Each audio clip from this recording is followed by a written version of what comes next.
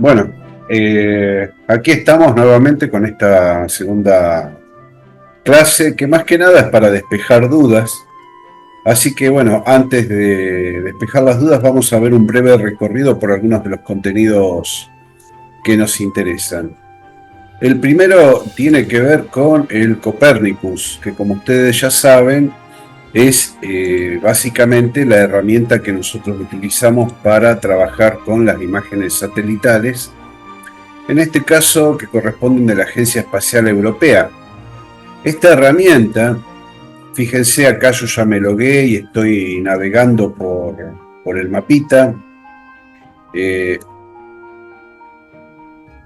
Hay que esperar que obviamente que renderice lo que estamos viendo, ¿no es cierto? Entonces, aquí por ejemplo, muevo, estoy observando que esto funcione, ¿no? Porque estoy transmitiendo con el OBS.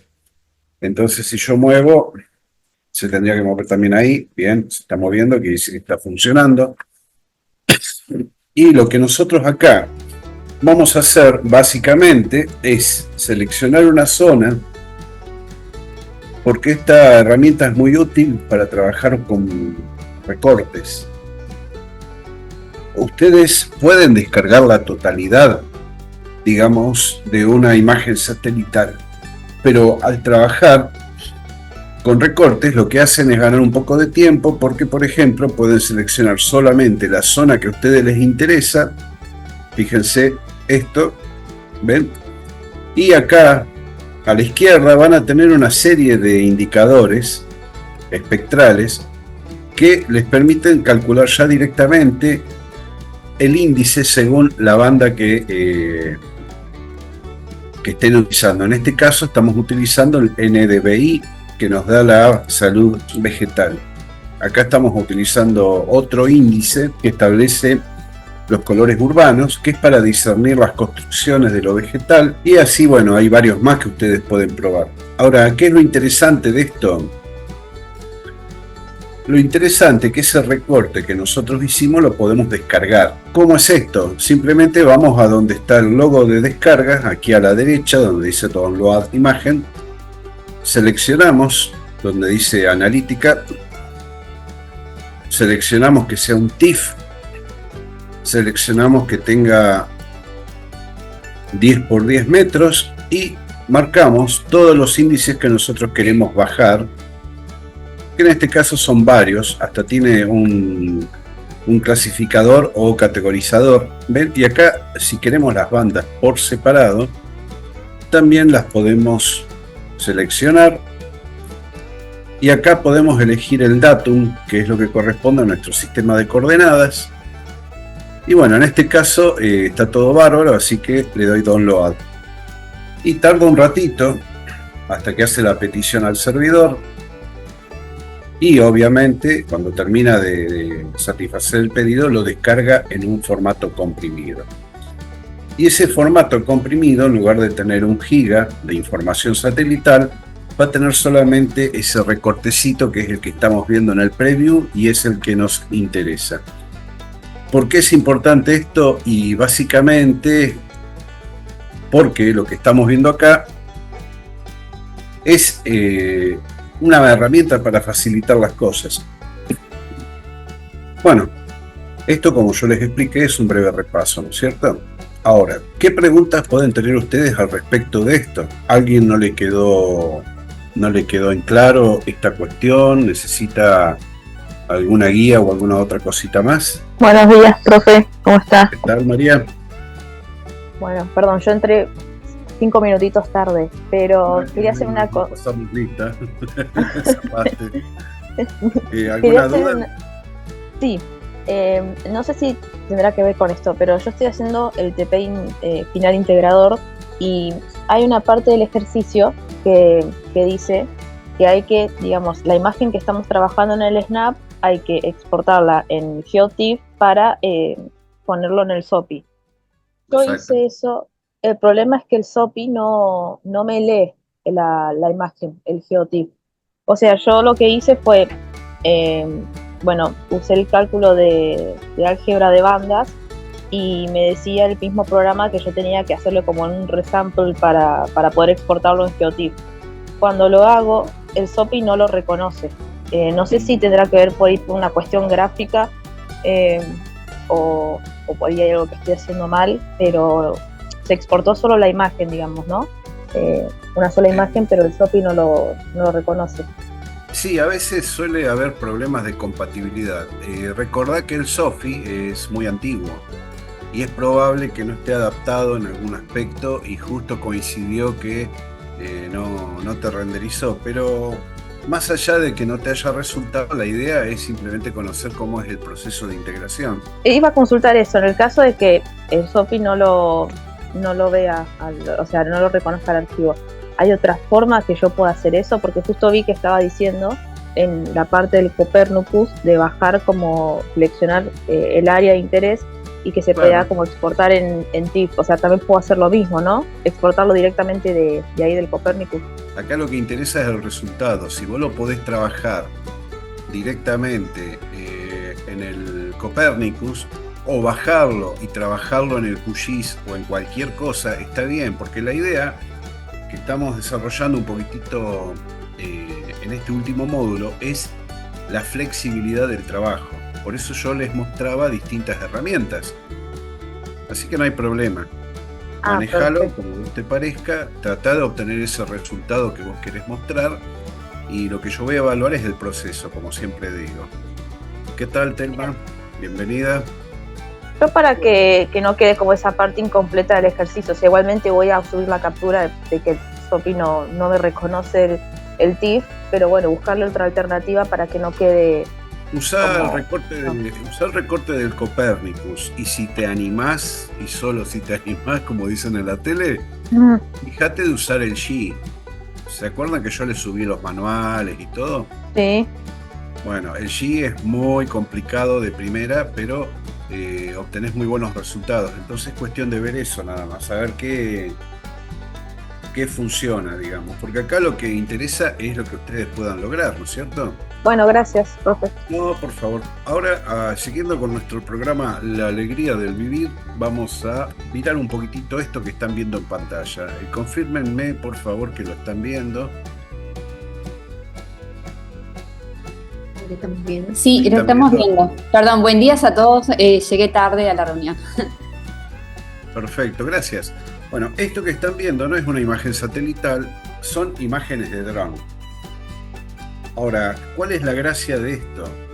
Bueno, el chiste que estamos viendo acá consiste en que esto está hecho con muchas fotografías. Si ustedes, por ejemplo, observaran, si no lo tapa el logo, claro, van a observar en la esquina izquierda que dice 92 imágenes. Creo que lo está tapando el logo, es arriba de todos donde está el cursor ahora. Esas 92 imágenes se juntan en una sola y generan esto que estamos viendo ahora. Esto vendría a ser un recorte, porque en realidad el ortomosaico es un poco más complejo, más largo. Fíjense, ¿ven? Es todo eso. Pero nosotros hicimos a su vez un recorte y queda esto. Ahora, ¿cuál es la diferencia del ortomosaico con las imágenes satelitales? Bueno, básicamente lo que están apreciando, tiene una resolución espacial muy pequeña, de 1.16 centímetros por píxel, y nos permite ver detalles que con el satélite no veríamos, porque ustedes saben que la resolución, por ejemplo, del Sentinel son 10 por 10 metros, y acá es 1.16 por 1.16 centímetros. O sea que hay una gran diferencia. Y este detalle nos permite observar lo que no vemos con el satélite. Todo esto, por ejemplo, se vería como un par de píxeles nada más. Si nosotros medimos, por ejemplo, de cabo a rabo, tenemos 82 metros. Quiere decir, casi 83. Quiere decir que son 8 píxeles. Lo cual obviamente es muy poco, ¿no es cierto? No veríamos estos detalles. Y si midiéramos el ancho, estaríamos hablando de 45 metros, o sea 4 píxeles y medio. ¿Qué quiere decir esto? Que la imagen satelital es regional, es macro, y las imágenes de drones son imágenes más pequeñas que nos permiten ver esa cuestión que no podemos apreciar, como por ejemplo el estado fenológico casi individual de cada planta. Fíjense que acá hay unos pastos medios raros que son altos, que en el satélite no se verían. Pero aparte, con esta misma composición vemos esto. Esto es un DEM.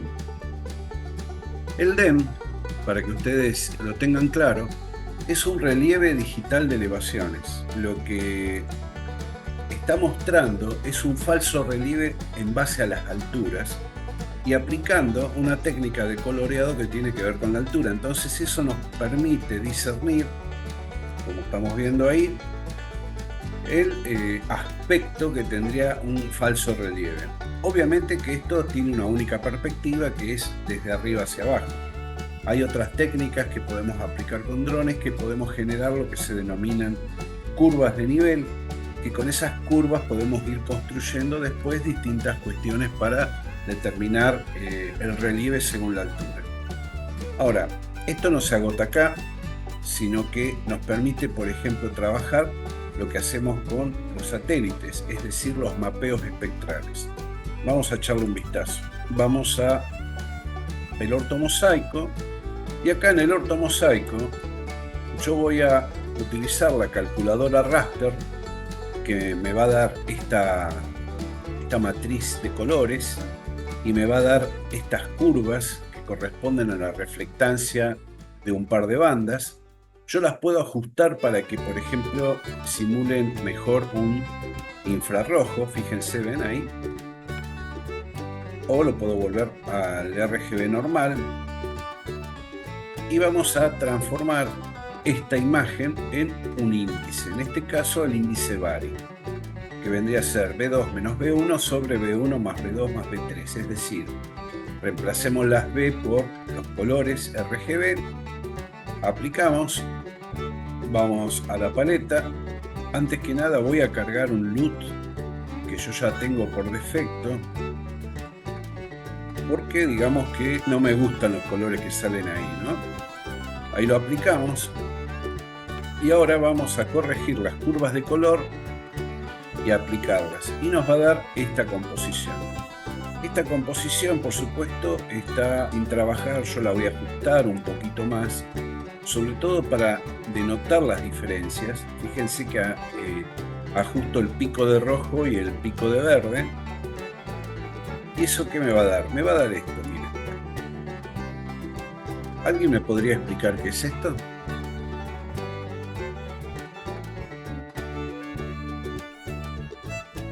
¿Y no son coberturas de suelo? O sea, te ponen rojo todo lo que son los caminitos, todos los caminos alrededor de los lotes, y va dándole tonos de verde. A ver, ¿me mostrás la imagen de nuevo? Apenas te puedo escuchar, anda muy bajo el volumen, pero andás acertado. Sí. Ah, bien. Vamos a ver de vuelta la imagen y vamos a explicar sobre la imagen. Acá lo que estamos viendo es, como yo les comenté, el índice Vari. ¿Qué es el índice Vari? El índice Vari es esencialmente un índice que va a mostrar, como de costumbre, porque es mi ocupación principal, el tema de la salud vegetal. Entonces, es lo que denota la actividad clorofílica.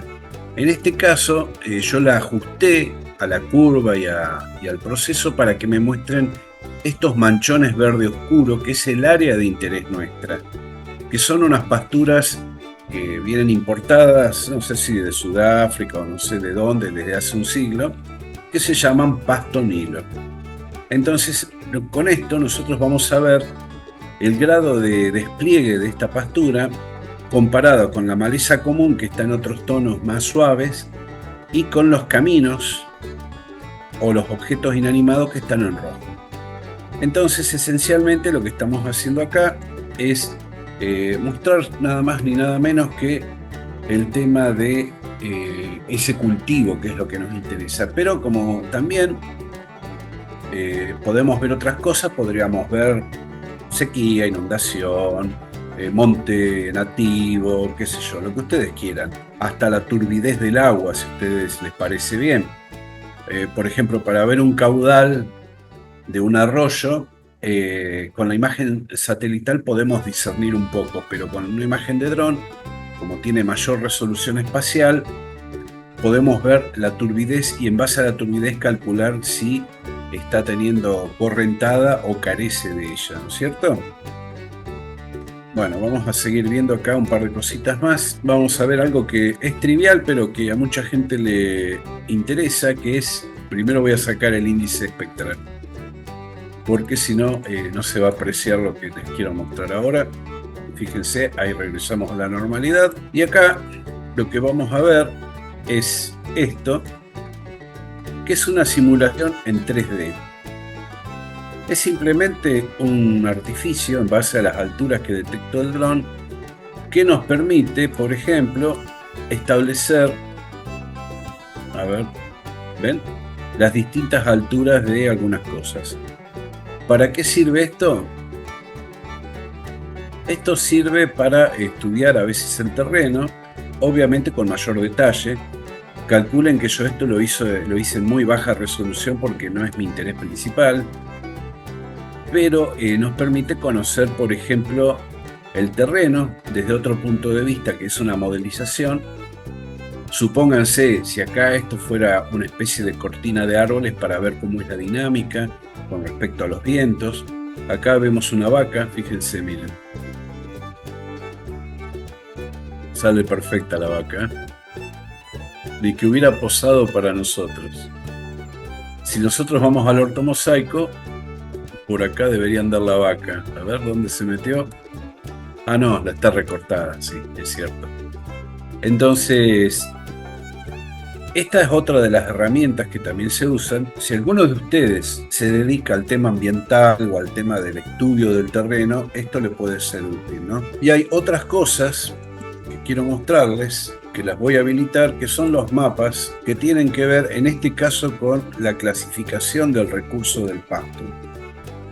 Este mapita de curvas lo que me va a marcar es dónde está preponderando el pasto nilo y dónde no. Pero podemos hacer otro tipo de cosas, como por ejemplo las curvas de altura. Entonces yo puedo deshabilitar esto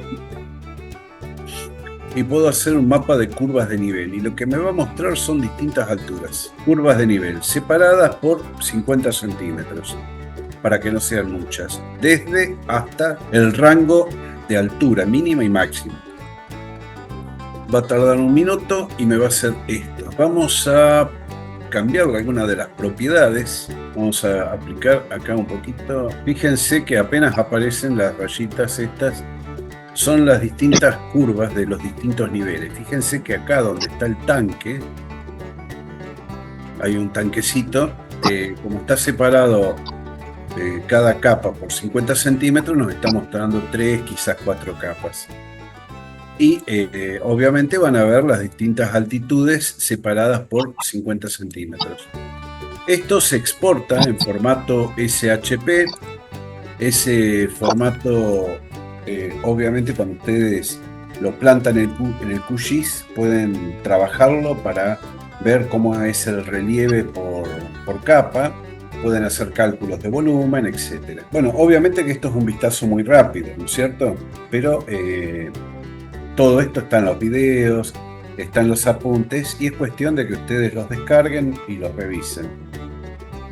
Como les comenté ya alguna vez, mis videos están disponibles en YouTube, los pueden ver todas las veces que quieran, e inclusive consultar si tienen alguna duda o alguna cuestión que ustedes quieran, digamos, a posteriori de este experto universitario, seguir indagando, no hay problema. Tienen mis datos de conectividad, así que no hay problema. Vamos a ver ahora otra cosita que me parece que a ustedes les va a interesar también, porque es la integración de lo satelital, de los drones, con el mundo de los GIS.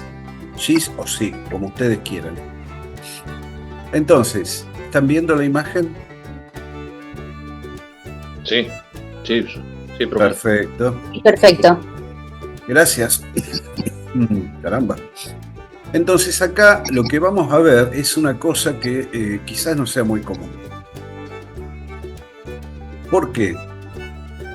Porque nosotros tenemos una tendencia natural, como ustedes habrán advertido, a ver las cosas en forma lineal. Es decir, estamos viendo siempre la dimensión presente o alguna dimensión pasada, pero es raro que tengamos todo al mismo tiempo y lo veamos todo al mismo tiempo, ¿no es cierto?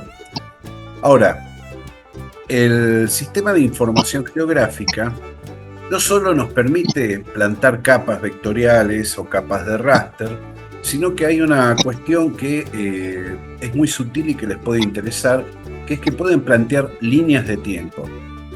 Vamos a ver ahora cómo es eso. Perdón que interrumpa, profe. Hay alguien que tiene un micrófono abierto y hace todo el tiempo como ruido. Y puede ser, yo escucho bastante mal. Si alguno tiene un micrófono abierto, por favor revíselo. Bueno, siguiendo con la hora de la alegría del GIS, cortesía de la profesora Susana López, que les manda afectuosos saludos y me comentó que están todos reprobados. Vamos a estudiar la línea de tiempo. Fíjense que acá yo tengo varias capas, ¿ven? Tengo una capa que se llama prescripción, vectores, curvas de nivel, índices, ortomosaicos, DEM. Entonces acá, cada vuelo, en este caso de cada lote, yo lo voy presentando desde una fecha. Esto, por ejemplo, fue el 16 de agosto. Y voy surcando los aires con el dron o con las imágenes satelitales y llego a la última fecha de vuelo, que fue el 24 del 11, hace un par de semanas. Entonces vamos viendo cómo se van modificando. Fíjense, entre una fecha y otra, cómo se modificó. Acá vemos entre esa fecha que fue hace un poco más de un mes y algo, con otra anterior. Esta es la anteúltima y esta es la anterior a la anteúltima. Cómo el ciclo de lluvia fue modificando. Y bueno, esto a nosotros nos va a permitir, en cierto sentido, ir viendo. Acá estaba totalmente arrasado. Disculpe, profe. Habían hecho un corte ahí. Esas huellas circulares. ¿Perdón? Las huellas. Disculpe, las huellas circulares que se ven en el video son riego por pivot. No. Eso es simplemente el tractor que pasó cortando la maleza y quedaron las huellas. Si hoy estuviese con sentido del humor, les dirían que son grifos extraterrestres.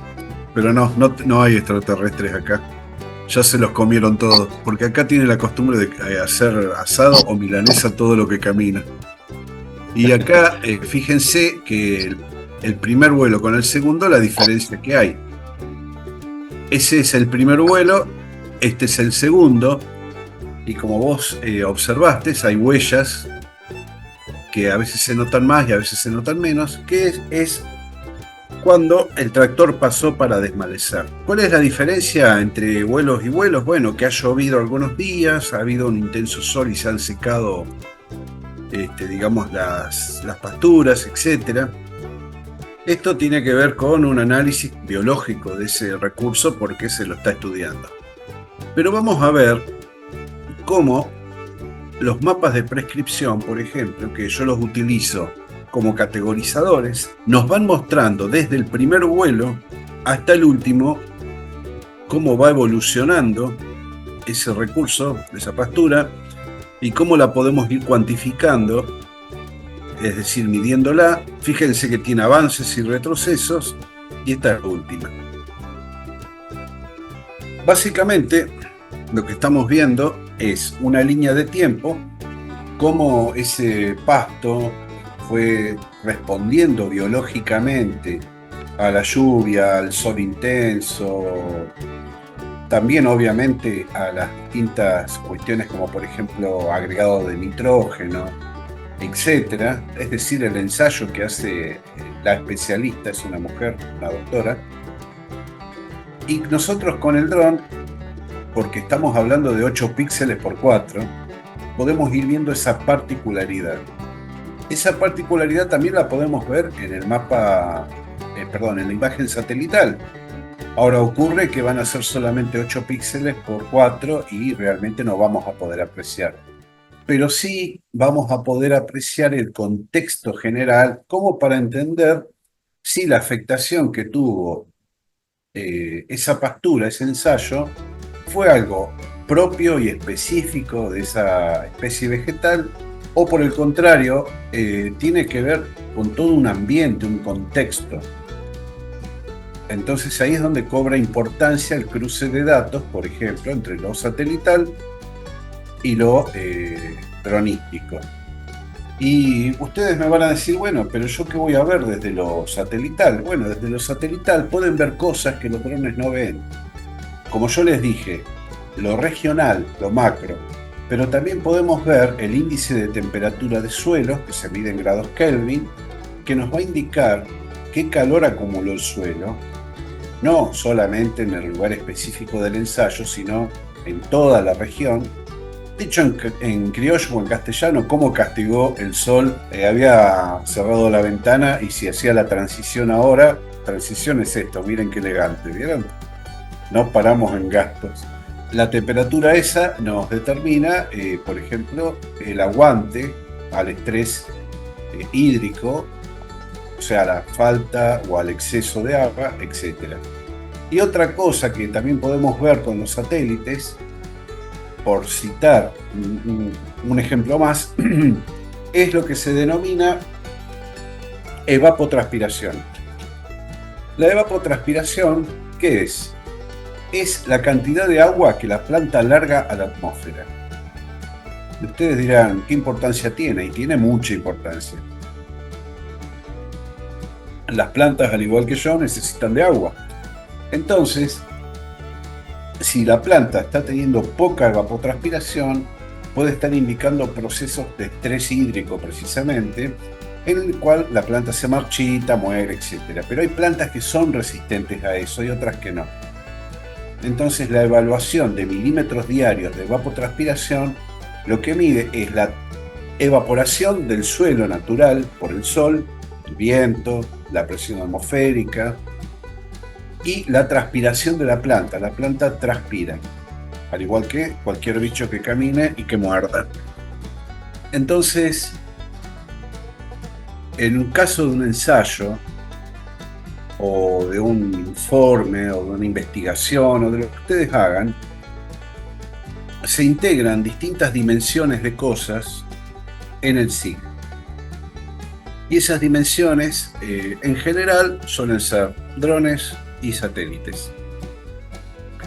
Pero si ustedes tienen 3 cajas, yo le digo cajas, son data loggers, que ustedes están midiendo temperatura, humedad a distintas profundidades de suelo, distintas alturas, o la cantidad de horas sol que impactan en ese lugar, y ponen los marcadores, también van a ir haciendo un mapa de esas variables intangibles que también van a tener que ver con un ensayo o con lo que fuera.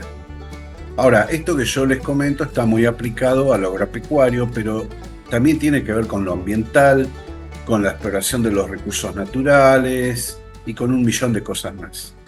Bien. Ahí me escucha bien, profe. Sí, dale.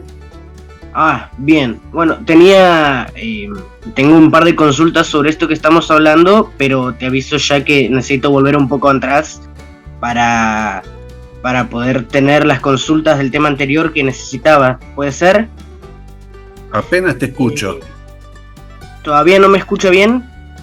A ver, probá de vuelta. Ya hasta estoy, y cambié el teléfono, ya este es otro micrófono. Qué afortunado.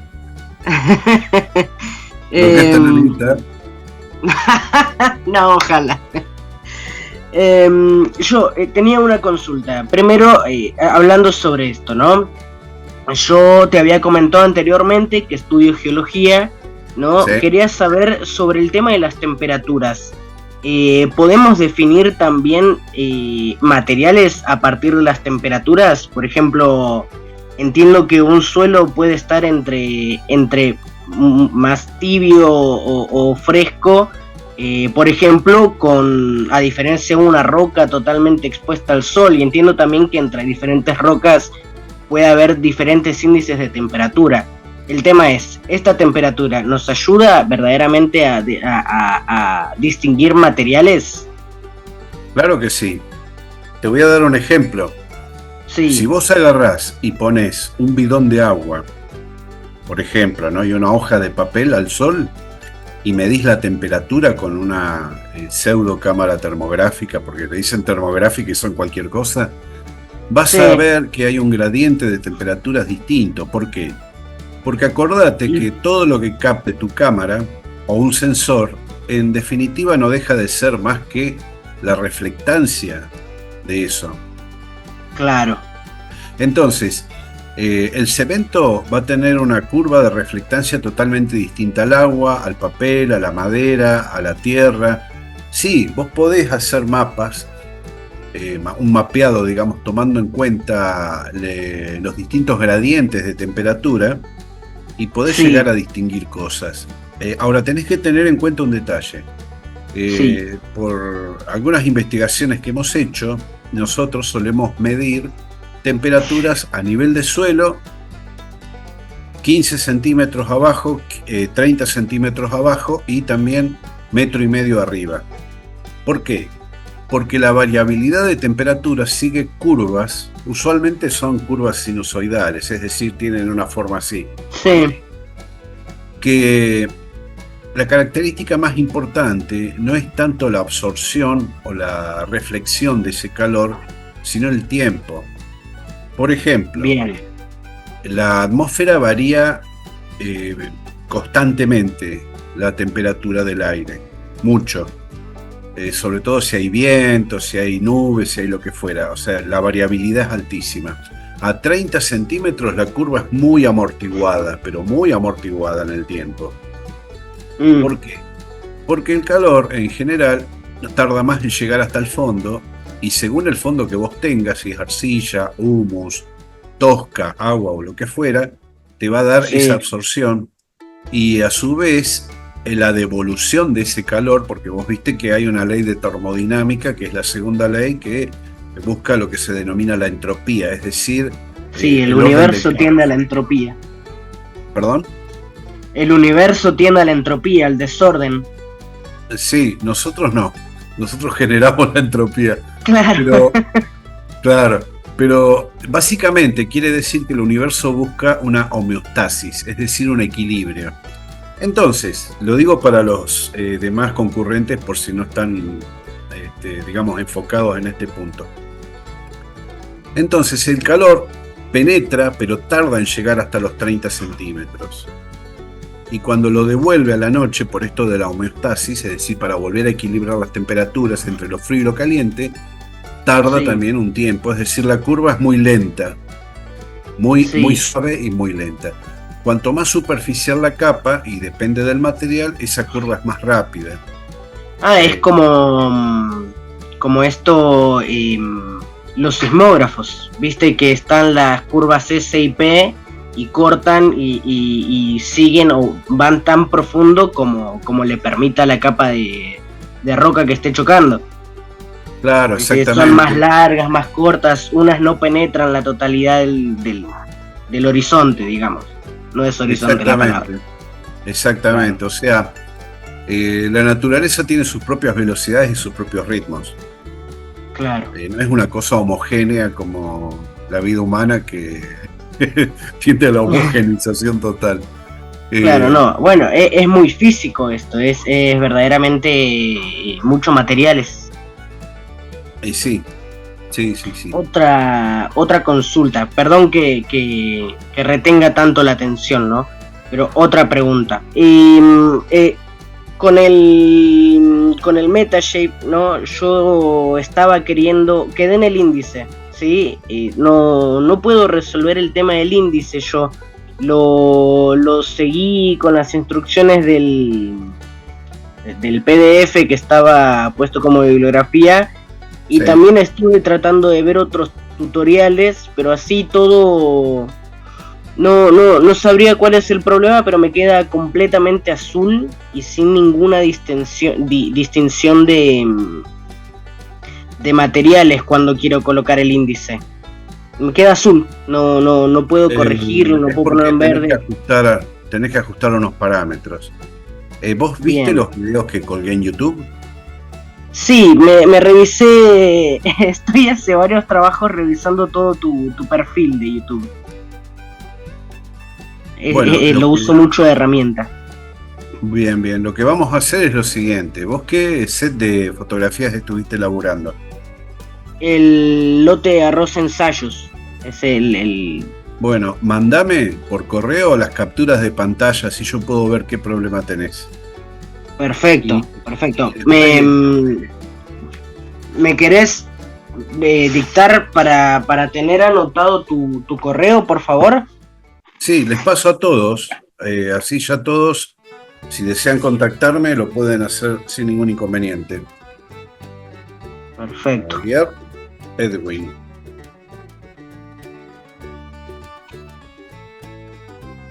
Bueno, este es mi correo. En YouTube me encuentran como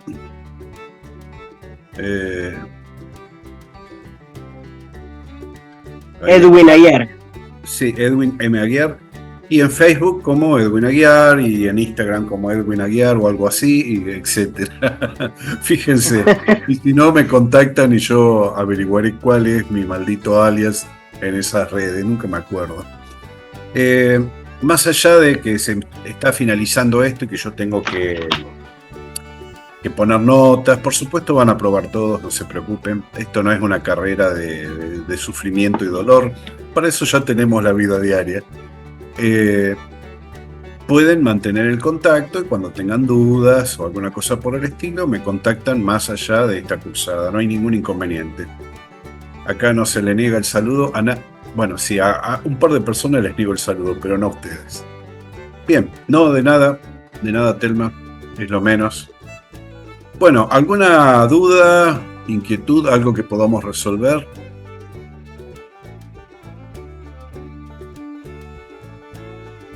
Qué bárbaro, no voy a tener trabajo en el futuro entonces, porque si tuviesen una duda, ahora les muestro algo. A ver.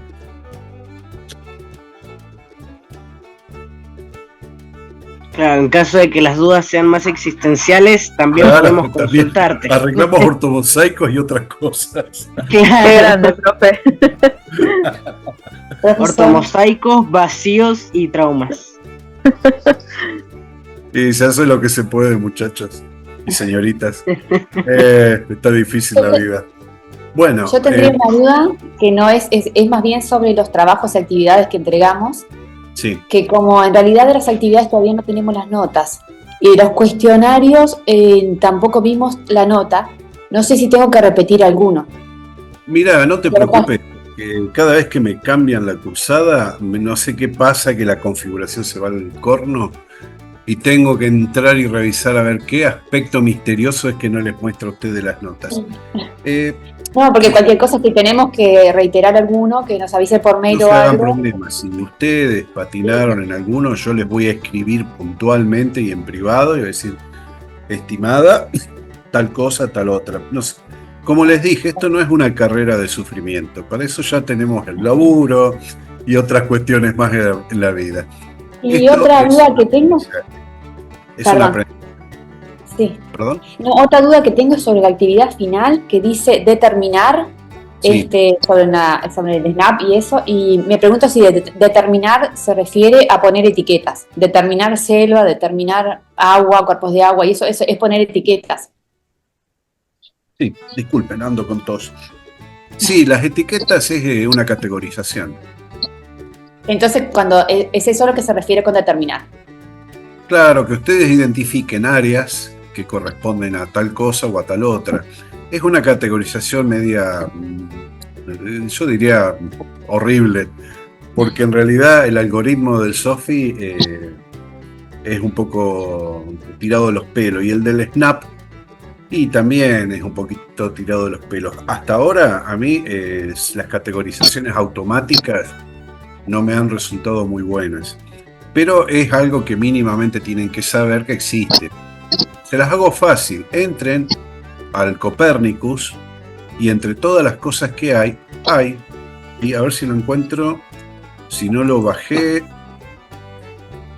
A ver, denme un segundo. Bueno, un segundito, que lo estoy activando. Copernicus. Ahí está activado, bien. Fíjense esto, por favor. Yo acá voy a esto donde dice clasificación, mapa de clasificación de Xena. ¿Ven? Y sale una cosa que no se entiende mucho. Claro, no se entiende porque tiene un pequeño problema. No hay nada. Pero si ustedes suben y van hacia la ciudad infecto-contagiosa de Corrientes, porque parece un cultivo de bacterias en una caja de Petri. Igual que Resistencia, fíjense que la actividad humana parece un contagio en el planeta, ¿no?